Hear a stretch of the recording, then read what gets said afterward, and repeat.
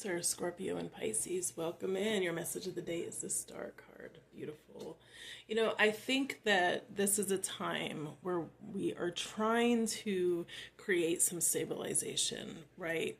Emotional fulfillment, but being in reality, right? Not in the water, I would say the clouds, but just creating that stability, creating like honoring your emotional side and your validating your emotions, but then understanding how others might not come at you like that. I think that there's a lot of energy around you, a lot of anxiety that you might be kind of picking up. And I don't think this is not like on purpose, right? No one wants to put their energy and their frustrations on other people, but I kind of feel like that's happening and that might be throwing you off a little bit. So, I would suggest just being very diligent with your energy, right? Letting stuff go, learning how to kind of ground yourself a bit.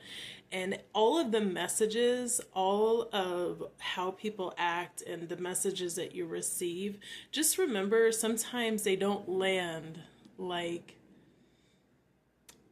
the receiver wants it to be, right? That's not their intentions, but that's how we take them. But we need to validate that that's how we take them, and not, I'm not saying to to trivialize it, but just realize that sometimes like we can take energy a little differently than how they want to receive it, or no, how they want to put it out. So just be mindful, protect yourself, protect your energy. When you are leaving an emotional situation, a phone call, anything like that, a party, work, try to do something to ground yourself. And that could be like stomping your feet, that could be drinking some water, eating like a little snack, do something to ground yourself, to feel a little okay, it's time to reset. All right, you'll be okay.